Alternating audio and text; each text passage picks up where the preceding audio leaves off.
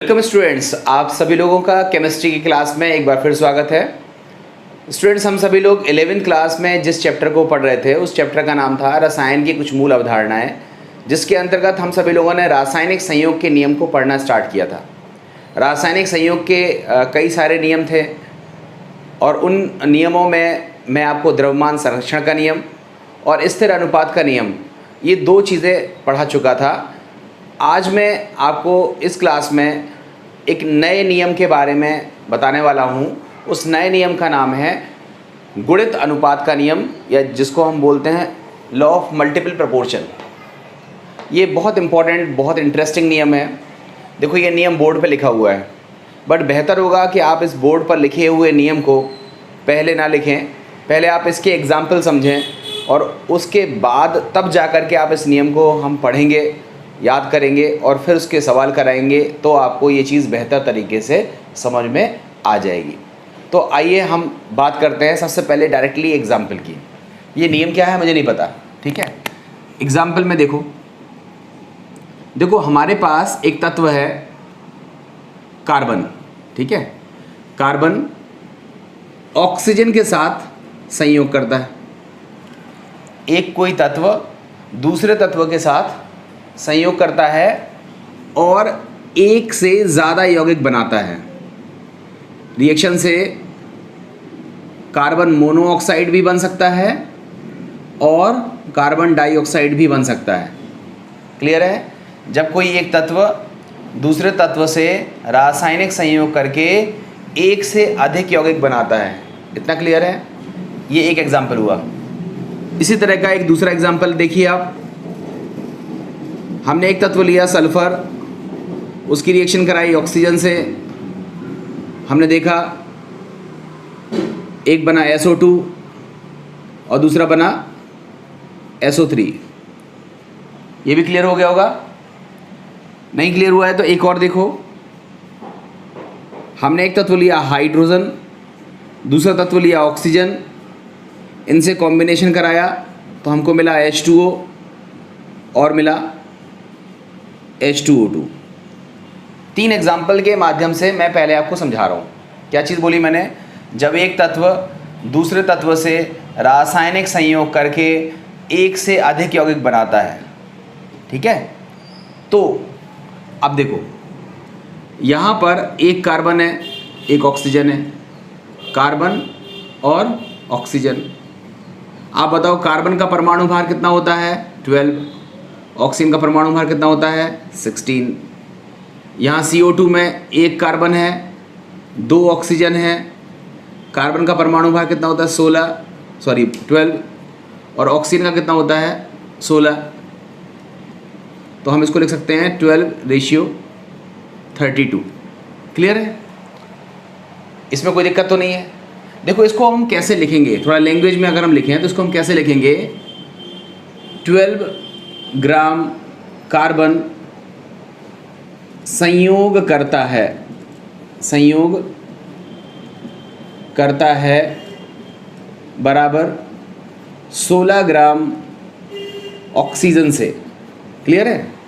ये 12 ग्राम है, ये संयोग करता है किससे? 16 ग्राम ऑक्सीजन से। और अगर हम इसकी लैंग्वेज लिखें तो हम क्या लिखेंगे? 12 ग्राम कार्बन संयोग करता है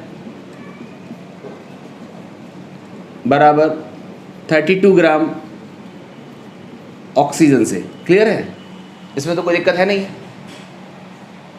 कहने का मतलब ये हुआ कि एक तत्व है दूसरे तत्व से संयोग करके दो अलग अलग यौगिक बना रहा है, तो उस तत्व की कुछ मात्रा दूसरे तत्व से सहयोग कर रही होगी, उस तत्व की कुछ मात्रा दूसरे तत्व से सहयोग कर रही होगी। वो मात्रा हमने इस तरह से लिख दी। कहोगे सर कैसे लिखा? आप इस पर अप्लाई करके देख लीजिए, ठीक है। देखो, अगर हम SO2 के बारे में बात करें तो इसमें S है और दो ऑक्सीजन है ना। S का परमाणु भार 32 होता है और O का 16 होता है। थोड़ा अगर हम सॉल्व करेंगे तो कितना हो जाएगा? 32:32। क्लियर है? और अगर हम SO3 में बात करें, SO3 में कैसे लिखेंगे? तो अब लिख दो, SO3 में भी लिख सकते हो। इसमें एक S है 3 ऑक्सीजन है, S का 32 होता है, O का 16 होता है, 32:48। अब इसकी भाषा क्या लिखेंगे, इतने की भाषा क्या लिखेंगे, 32 ग्राम सल्फर संयोग करता है, संयोग करता है बराबर 32 ग्राम ऑक्सीजन से। और यहाँ क्या भाषा लिखेंगे, 32 ग्राम सल्फर संयोग करता है बराबर 48 ग्राम ऑक्सीजन से। इतनी भाषा क्लियर हो गई। चलो हम इस पर और भाषा बना लेते हैं। देखो हमारा जो H2O है, सॉरी H और O है, वो दो तरह के यौगिक बनाता है। एक बनाता है H2O और दूसरे का नाम था H2O2। देखो इसमें क्या है, इसमें 2 H हैं और एक ऑक्सीजन है। H का परमाणु भार 1 होता है, O का 16 होता है, इसको 2:16 कह सकते हो। और H2O2 में देखें तो 2 H है, 2 ऑक्सीजन है, इसको सॉल्व करेंगे तो 2:32 आएगा। इसकी भाषा क्या बनेगी, 2 ग्राम हाइड्रोजन संयोग करता है बराबर 16 ग्राम ऑक्सीजन से। और फिर यहाँ की भाषा क्या बनेगी, 2 ग्राम हाइड्रोजन संयोग करता है बराबर 32 ग्राम ऑक्सीजन से। क्लियर है, भाषा में तो कोई दिक्कत है नहीं है। तो अभी हमने 3 एग्जाम्पल के माध्यम से केवल इतनी चीज़ सीखी है कि जब कोई एक तत्व दूसरे तत्व से संयोग करके एक से ज़्यादा तत्व बनाता है, एक से ज़्यादा तत्व बनाता है, तो अब आगे की भाषा सुनिएगा। तो एक तत्व की समान मात्रा दूसरे तत्व की जितनी मात्रा से संयोग करती है उनमें एक निश्चित अनुपात पाया जाता है। देखो यहाँ पे, जब 2 तत्व परस्पर रासायनिक संयोग करके एक से अधिक यौगिक बनाते हैं, तब एक तत्व के समान द्रव्यमान से, देखो इस कार्बन का द्रव्यमान कितना है 12, इस कार्बन का द्रव्यमान कितना है 12 ग्राम से संयोग किया था 16 ने, 12 ग्राम से संयोग किया था 32 ने। तो एक तत्व के समान द्रव्यमान से संयोग करने वाले दूसरे तत्वों के द्रव्यमान में एक सरल अनुपात होता है। मतलब देखो 12 ग्राम ने संयोग किया था 16 से और 12 ग्राम ने संयोग किया 32 से, तो इस 16 और 32 का अनुपात कितना होगा, 16:32 बराबर कितना हो गया, 1:2। ये है नियम, ध्यान से समझना। क्वेश्चन क्या है कि जब 2 तत्व परस्पर रासायनिक संयोग करके एक से अधिक यौगिक बनाते हैं तो एक तत्व के समान द्रव्यमान से, एक तत्व के समान द्रव्यमान से, देखो 12-12 चला ना, एक तत्व के समान द्रव्यमान से संयोग करने वाले दूसरे तत्व के द्रव्यमानों में, दूसरे तत्व का द्रव्यमान 16 है और दूसरे तत्व का द्रव्यमान 32 है, तो दूसरे तत्व के द्रव्यमानों में एक सरल गुणित अनुपात होता है। सरल गुणित अनुपात का मतलब है 1:2, 1:3, 2:3, 4:5, मतलब पूर्णांक में होना चाहिए, तो ये सरल गुणित अनुपात पाया जाता है। तो देखो यहाँ पर 12 ग्राम कर रहा था 16 से, 12 ग्राम कर रहा था 32 से, तो 16 और 32 का अनुपात कितना आया, 1:2। सेम टू सेम चीज़ यहाँ देखो, यहाँ 32 ग्राम कर रहा है 32 से और 32 ग्राम कर रहा है 48 से, तो ये 32 और ये 32 तो सेम है। इस 32 और 48 का अनुपात कितना हो जाएगा, 32:48। 16 से डिवाइड करेंगे तो 16×2 = 32, 16×3 = 48, तो 2:3 का अनुपात आया। यहाँ देखो, यहाँ 2 ग्राम संयोग कर रहा है 16 से, 2 ग्राम संयोग कर रहा है 32 से, तो अनुपात कितना आएगा, 16:32 बराबर कितना आ गया, 1:2। तो देखो ये हमारा सरल गुणित अनुपात है। क्लियर है, ध्यान से समझना है। आपसे स्टेटमेंट पूछा जाता है गुणित अनुपात का नियम क्या है, तो गुणित अनुपात के नियम में आप क्या भाषा लिखोगे, जब कोई तत्व किसी दूसरे तत्व से रासायनिक संयोग करके एक से अधिक यौगिक बनाता है, तो या तब एक तत्व के समान द्रव्यमान से, एक तत्व के समान द्रव्यमान से संयोग करने वाले दूसरे तत्वों के द्रव्यमानों में एक सरल गुणित अनुपात पाया जाता है। उदाहरण के लिए आप 3 नहीं लिखोगे, आप कोई भी एक उदाहरण लिख दोगे तो आपका आंसर क्लियर हो जाएगा। यहाँ पर भाषा क्या चलेगी, 12 ग्राम ऑक्सीजन कार्बन संयोग करता है 16 ग्राम से, 12 ग्राम कार्बन संयोग करता है 32 ग्राम से, अतः दोनों यौगिकों में ऑक्सीजन के द्रव्यमानों का अनुपात होगा बराबर 16:32 बराबर 1:2, अतः यह गुणित नियम के अनुरूप है। मतलब सरल गुणित अनुपात होना चाहिए, ऐसा नहीं है कि दशमलव में आ रहा है, ठीक है, 1.7 आ रहा है, 1.675 आ रहा है, ऐसा नहीं आना चाहिए, पूर्णांक में भाग जाएगा, उसको हम बोलते हैं सरल गुणित अनुपात। क्लियर है। सेम भाषा यहाँ पर आ जाएगी, सेम भाषा यहाँ आ जाएगी, इसको हम बोलते हैं गुणित अनुपात का नियम। इसको अब आप लिख लेंगे, ठीक है। अब हम बात करते हैं इस पर आधारित सवालों की। तो देखिए सवाल हम करते हैं तो आपको ज़्यादा बेहतर चीज़ समझ में आ जाएगी। देखो ये गुणित अनुपात के नियम पर ये न्यूमेरिकल क्वेश्चन है, आप इसको ध्यान से करना, अच्छा क्वेश्चन है और आपको इससे ये नियम अच्छे से समझ में आ जाएगा। देखो क्वेश्चन क्या कह रहा है, इसको ध्यान से समझना है कि नाइट्रोजन के 2 ऑक्साइड में ऑक्सीजन की प्रतिशत मात्रा इतनी है। मतलब कहने का ये हुआ कि नाइट्रोजन ऑक्सीजन से क्रिया करता है और ऑक्साइड 2 बनाता है, ऑक्साइड 1 और दूसरा बनाता है ऑक्साइड 2, 2 ऑक्साइड बनाता है, ठीक है। अब इसमें N होगा और O होगा, क्लियर है, N होगा और O होगा ऑक्साइड 1 में। अब आगे देखो लिखा है नाइट्रोजन के 2 ऑक्साइड में ऑक्सीजन की प्रतिशत मात्रा क्रमशः 69.66 है। मतलब जो ऑक्सीजन है वो कितना है, 69.66। तो बताओ नाइट्रोजन कितना हो जाएगा, तो आप बोलोगे 100 माइनस 69.66। मैं इसको यहाँ नीचे कर देता हूँ, ठीक है। अब आप बताओ 100 में से 69.66 को घटाओगे तो हमारा कितना हो जाएगा, इसको घटाने पर हमारा आएगा 30.34 और यहाँ पर कितना आएगा 69.66। तो इसका मतलब ये हुआ कि अगर हम N और O का अनुपात निकालें, मतलब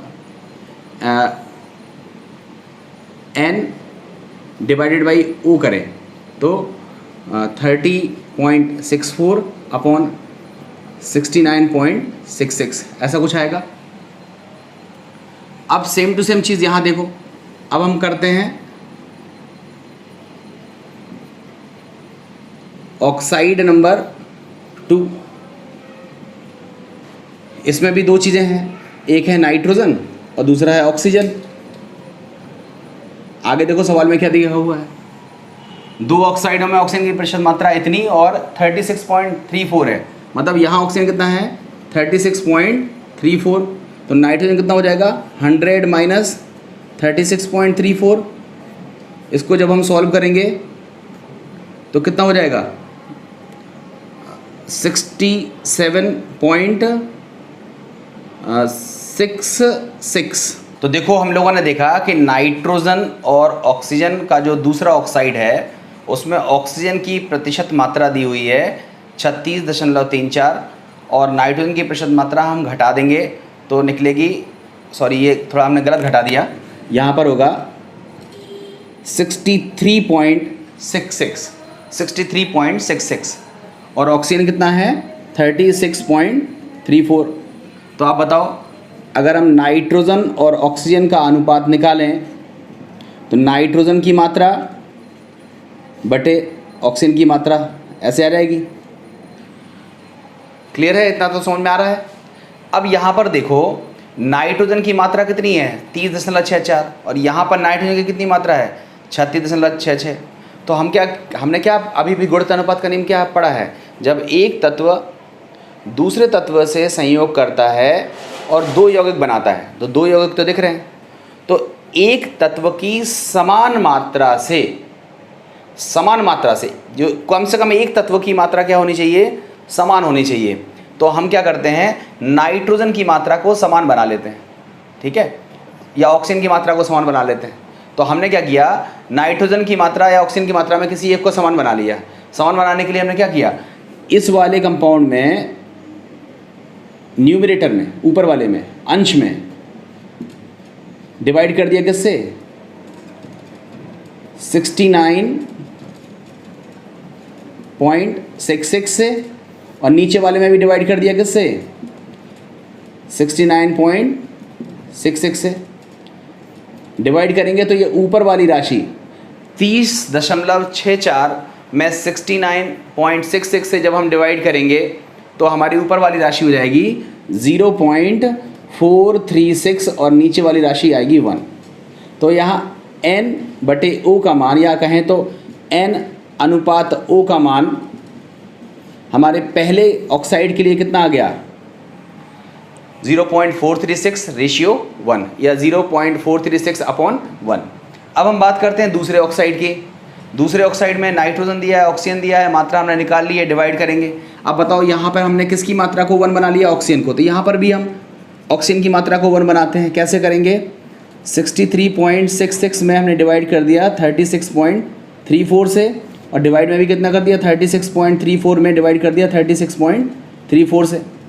तो बताओ ये जो भागफल है n/o का जो मान आया, या कहें तो n अनुपात o का जो मान आया, वो डिवाइड करने पर 63.66 में जब हम डिवाइड करेंगे तो 1.751 आएगा, और बटे में क्या आ जाएगा? 1।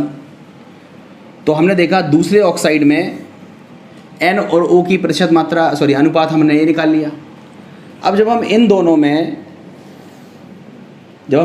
में n, या कहें तो ऑक्साइड 1 और ऑक्साइड 2 को नोटिस करो, ऑक्साइड 1 और ऑक्साइड 2 को नोटिस करो, तो हम क्या बोलेंगे? 1 ग्राम ऑक्सीजन करता है 0.436 ग्राम से, और यहाँ बोलेंगे 1 ग्राम ऑक्सीजन क्रिया करता है 1.751 से। तो बताओ नाइट्रोजन का अनुपात कितना हो जाएगा, या कहें तो तत्वों का अनुपात कितना हो जाएगा? तत्वों ऑक्साइड 1 तथा ऑक्साइड 2 में तत्वों का अनुपात कितना होगा? 1.751 डिवाइडेड बाई 0.436। बड़ी संख्या में छोटी संख्या से डिवाइड करते हैं, तो यहाँ पर डिवाइड करने पर हमारा आएगा 4:1।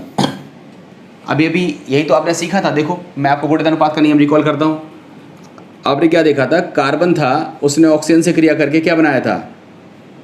CO, और क्या बनाया था? CO2।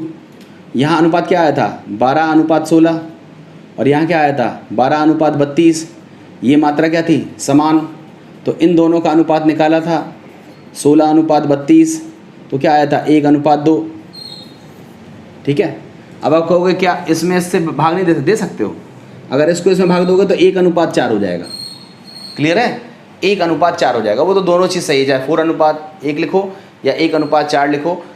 अगर ऑक्साइड 1 और ऑक्साइड 2 करते हो, ऑक्साइड 1 और ऑक्साइड 2 में अनुपात निकालते हो, तो आपको ऑक्साइड 1 ऊपर लिखना है 0.436 और ऑक्साइड 2 नीचे लिखना है 1.751। तो इससे क्या आ जाएगा? 1:4। ये भी आंसर सही है। और ऑक्साइड 2 और ऑक्साइड 1 कर दो तो ये चीज़ ऊपर लोगे, दूसरी चीज़ नीचे लोगे, तो आपका क्या हो जाएगा? 4:1। दोनों ही आंसर सही हो जाएंगे। तो इस तरह से हमारा ये गुणित अनुपात का जो नियम है वह सत्यापित होता है। कोई दिक्कत हो तो आप इस वीडियो को रिपीट करके देख लेना, आपको समझ में आ जाएगा। फिर भी कोई दिक्कत होती है तो आप मुझे टेलीग्राम ग्रुप पर पूछ सकते हो, कोशिश करूँगा कि उसका आंसर आपको दे पाऊँ। एक सवाल और है, उसको और करके देखते हैं, थोड़ा अलग है मगर उसको करेंगे तो आपको अच्छा लगेगा वो क्वेश्चन। और देखते हैं उस क्वेश्चन को। देखो ये है हमारा दूसरा क्वेश्चन, ये थोड़ा डिफरेंट है, अच्छा क्वेश्चन है, इसको ध्यान से समझिएगा। लिखा हुआ है सुरेश प्रयोगशाला में एक धातु के 2 ऑक्साइड, मतलब धातु एक ही है मगर उसके ऑक्साइड 2 हैं। मतलब एक धातु मान लो M है, वो O से क्रिया करके 2 ऑक्साइड बनाता है। ठीक है, आगे लिखा हुआ है 2 ऑक्साइड लेकर आया। प्रथम ऑक्साइड का सूत्र M3O4 था। देखो मैं यहाँ पे ऐसे कर रहा हूँ, ये एक धातु है और ये ऑक्सीजन के साथ रिएक्शन कर रही है और इससे हमारे दो ऑक्साइड बन रहे हैं। पहले ऑक्साइड का सूत्र है M3O4, दूसरे ऑक्साइड का सूत्र हमको पता नहीं है, पढ़िएगा आगे सवाल। M3O4 लिखा है तथा ऑक्सीजन की प्रतिशत मात्रा यहाँ पर लिखा हुआ है, ऑक्सीजन बराबर है 27.6%। द्वितीय ऑक्साइड में केवल ऑक्सीजन की प्रतिशत मात्रा लिखी हुई है 30%। द्वितीय ऑक्साइड का सूत्र जानने में सुरेश की मदद कीजिए, मतलब कहने का मतलब है हमें इसका सूत्र बताना है। दोबारा से क्वेश्चन देखो, सुरेश एक कोई लड़का है, वो प्रयोगशाला में एक धातु के दो ऑक्साइड लेकर के आता है। पहले ऑक्साइड का सूत्र लिखा होता है M3O4 और उसमें ऑक्सीजन की मात्रा लिखी होती है 27.6, और जो दूसरा ऑक्साइड है उसका नाम नहीं लिखा होता है, उसमें केवल ऑक्सीजन की प्रतिशत मात्रा लिखी होती है और आपसे पूछा जाता है कि चलो बताओ उस धातु ऑक्साइड का सूत्र क्या होगा। इसमें ध्यान से समझो, ऑक्सीजन की मात्रा दी हुई है तो हम धातु की मात्रा निकाल सकते हैं। कितनी हो जाएगी? 100 - 27.6 को जब आप घटाओगे तो हमारे पास ऑक्सीजन की मात्रा दी थी और धातु की मात्रा हमारी निकल आएगी। ठीक है, इसको आप घटा लीजिएगा, इसकी मात्रा जो है वह कितनी निकलेगी? 72.4%। ठीक है, यहाँ देखो दूसरा कोई ऑक्साइड है, हमें सूत्र नहीं पता है मगर ऑक्सीजन की मात्रा तो दी हुई है, तो अगर हम धातु की मात्रा निकालेंगे तो 100 - 30 तो m बराबर कितना हो जाएगा? 70%। यहाँ भी कोई दिक्कत नहीं होगी। ठीक है, अब देखो यहाँ पर m धातु की मात्रा आ गई 72.4 और यहाँ m है कितने? बेसिकली 3, तो इसका मतलब है 72.4% धातु बराबर कितने हैं? 3m परमाणु के या 3m के। ठीक है, बराबर 3m। 72.4% बराबर कितना हो गया? 3m। उसी तरह से हम क्या लिखेंगे? 27.6% ऑक्सीजन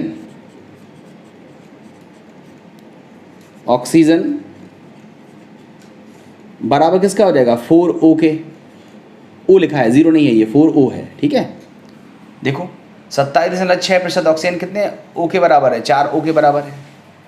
अब चूंकि हमें सूत्र निकालना है तो हमें सूत्र में मान लो लिखा हुआ है MXOY, तो हमें इस X की मात्रा निकालनी है और Y की मात्रा निकालनी है।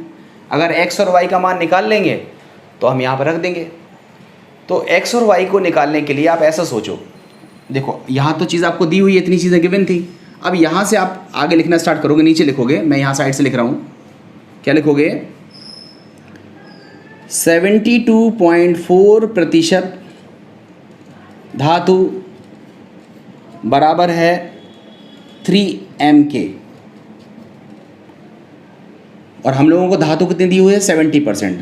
अतः यहाँ लिख देना, बिकॉज देयरफॉर 70% धातु बराबर किसके हो जाएगी? 3 डिवाइडेड बाई 72.4 इंटू 70। इसको आप सॉल्व कर लोगे। ठीक है, इसको आप सॉल्व कर लोगे तो इसका वैल्यू कितना आ जाएगा? 2.9। ये आपने ऑक्सीजन को सॉल्व कर दिया, सॉरी धातु को सॉल्व कर दिया। इसी तरह से आगे क्या लिखोगे? ऑक्सीजन को लेते हुए ऑक्सीजन को लिखोगे बिकॉज 27.6% ऑक्सीजन बराबर है कितने के? 4O के, और यहाँ कितनी दी हुई है? 30%। इसलिए 30% ऑक्सीजन बराबर हो जाएगी 4 divided by 27.6 multiply by 30O के। इसको आप सॉल्व करोगे तो इसका वैल्यू हो जाएगा 4.35। तो इस तरह से हमने जो नया धातु ऑक्साइड है उसमें धातु की संख्या निकाल ली और ऑक्सीजन की संख्या निकाल ली। तो अब बताओ अज्ञात ऑक्साइड में, इसको हम बोल रहे हैं अज्ञात ऑक्साइड, ठीक है। तो हम क्या लिखेंगे, इसके नीचे लिखना है, इसमें क्या लिखेंगे, अतः अज्ञात ऑक्साइड, अतः अज्ञात ऑक्साइड में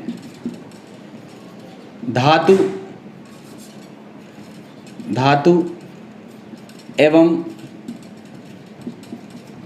ऑक्सीजन का अनुपात होगा बराबर m/O का मान होगा। तो आप m का मान रख दो, m का मान कितना है 2.9 और O का मान कितना है 4.35। अब देखो वैसे तो आप डिवाइड कर सकते हो, मगर डिवाइड करने का तरीका समझ लो। जो संख्या छोटी होती है उससे डिवाइड किया करो ऊपर और नीचे। ये संख्या 2.9 है और यहाँ कितना है 4.35। तो इसमें छोटी संख्या कौन सी है, 2.9 है ना। तो हम क्या करेंगे, 2.9 से डिवाइड ऊपर कर देंगे और 2.9 से डिवाइड नीचे कर देंगे।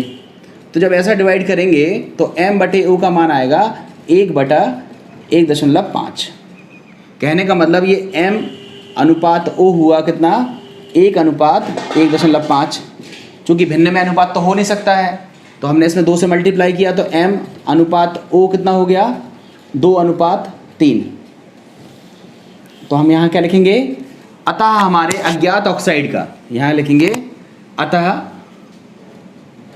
अज्ञात ऑक्साइड का रासायनिक सूत्र होगा, रासायनिक सूत्र होगा बराबर M2O3। ये हमारा आंसर आ जाएगा। ये जो हमारा अज्ञात रासायनिक ऑक्साइड है इसका सूत्र क्या हो जाएगा M2O3। ध्यान से समझना है। सुरेश 2 ऑक्साइड लेकर के आया था, एक ऑक्साइड था M2O3, दूसरा ऑक्साइड पता नहीं था। एक ऑक्साइड जो M2O3 था उसमें ऑक्सीजन की मात्रा दी हुई थी और दूसरे ऑक्साइड में जिसका सूत्र पता नहीं था उसमें ऑक्सीजन की मात्रा दी हुई थी। तो ऑक्सीजन की मात्रा से हमने धातु की मात्रा दोनों में निकाल ली। अब जब मात्रा निकाल ली तो यहाँ देखा हमने कि जो 72.4% धातु है ये 3m के बराबर है और जो 27.6 ऑक्सीजन है वो 4O के बराबर है, ठीक है। उसी बिहाफ पर हमने यहाँ निकाल दिया कि जब 72.4% m 3m के बराबर है तो 70% कितने के बराबर होगा, तो 2.9। उसी तरह से 27.6% ऑक्सीजन 4O के बराबर है तो 30% ऑक्सीजन किसके बराबर हो जाएगा, 4.35। तो इस तरह से हमने धातु की मात्रा निकाल ली और ऑक्सीजन की संख्या निकाल ली, मतलब धातुओं की संख्या निकाल ली कि ऑक्साइड में कितने होंगे और ऑक्सीजन की संख्या निकाल ली। इस तरह से अब हम जो अज्ञात धातु है उसमें धातु और ऑक्सीजन का हमने अनुपात निकाला, वो अनुपात भिन्न में था, उसको हमने पूर्णांक में बदल दिया। इस तरह से पूर्णांक आया 2:3। तो हमारा जो धातु ऑक्साइड है उसका सूत्र क्या हो जाएगा, M2O3। तो इस तरह से हमारे ये गुणित अनुपात पर क्वेश्चंस थे। बहुत अच्छे क्वेश्चंस हैं, दोनों ही क्वेश्चंस आपको करने आना चाहिए और इस जैसे क्वेश्चन अब आप लगाइएगा। अदरवाइज़ मैं किसी दिन टेस्ट लूँगा तो आपको इन क्वेश्चनों को करने के लिए दूंगा। उम्मीद है आपको ये चीज़ समझ में आ गई होगी। आप अच्छे से रिवीजन करिए और रेगुलरिटी बनाए रखिए। उम्मीद है पसंद आया होगा। लाइक कमेंट कीजिएगा और अपने दोस्तों तक शेयर कीजिएगा। Thank you very much.